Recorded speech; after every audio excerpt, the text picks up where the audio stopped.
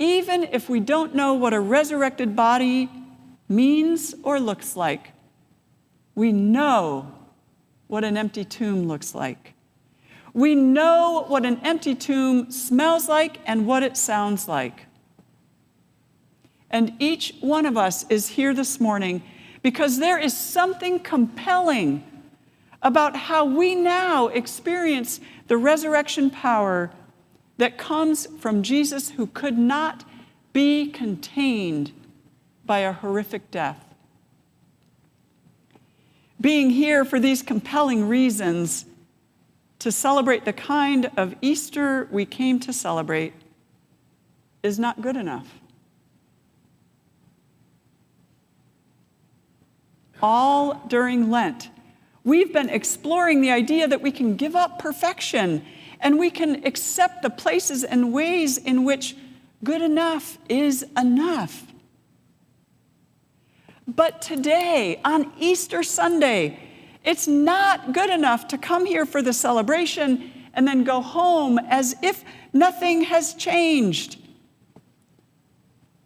Jesus was not set free from death.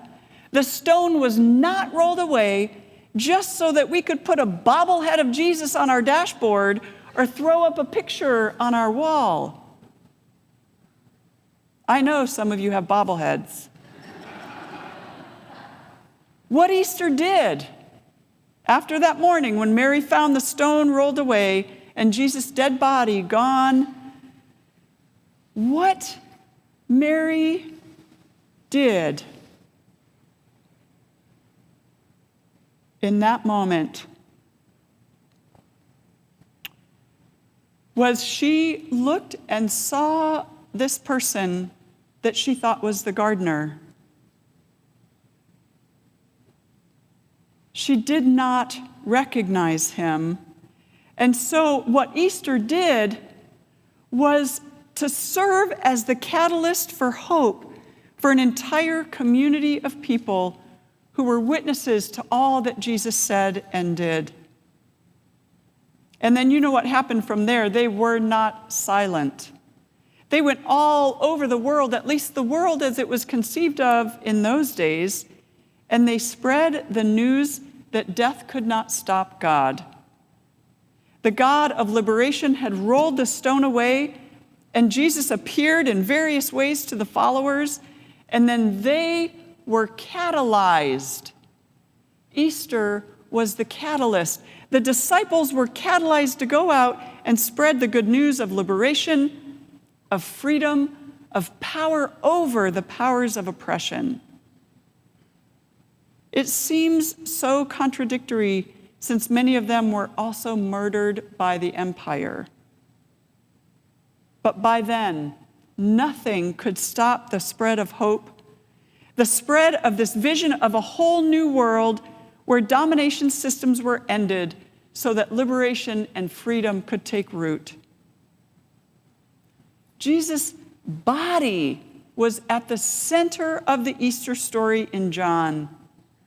And we miss the message if we miss the call to embody with our bodies the vision that resulted in Jesus' death and then resurrection. What we are celebrating today is the life that was risen from the dead is the same life that lives on in us. How are we carrying on this work of liberation, of wholeness, of interconnectedness that means we won't accept inequality or oppression, not of anyone or any creature or even our beautiful planet? One of the ways we here at Lincoln Park Presbyterian Church have chosen to bring Jesus into the present day through our own lives is with our work to dismantle systems of oppression and domination. Systems like white supremacy, systems like Christian supremacy. Jesus was all about showing people what systems of care and compassion looked like and how you can bring those on the margins back into community and how you can center voices not heard and make them heard. The fact that Mary mistook Jesus for the gardener is kind of perfect, especially given the amount of time and attention and work it takes to see the reward of planting. What Jesus planted in the lives of the followers while he was with them is the very same thing growing in us. Every time we follow Jesus and not the rulers of empire, we are proclaiming again that Jesus lives. Every time we say no to police officers who kill unarmed black and brown people, every time we say no to developers who could care less about affordable housing, every time we say no to bankers and financial institutions who participate in new forms of redlining, every time we say no to the disparities in healthcare and education from one neighborhood to another, every time we say no to gun violence and our cultural addictions to every form of violence,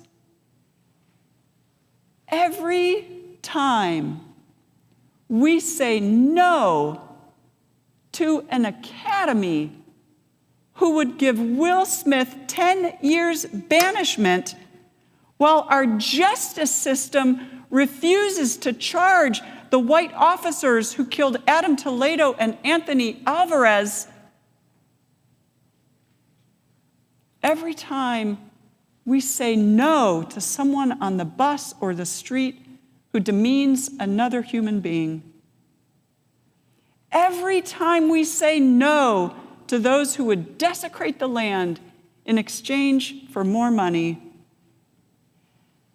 every single time we say no, we are proclaiming again that Jesus lives, and it is through us that Jesus lives. Rather than spend time trying to protect a religion that doesn't need protecting from people who have long distorted its truth, we need instead to spend our energy on living and proclaiming over and over again the Jesus who speaks truth to power, even at great risk to himself and his followers. God will continue to roll the stones away for us because God has already said no to those who deal in oppression and systems of death.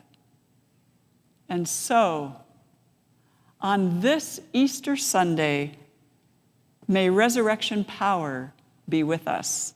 Amen.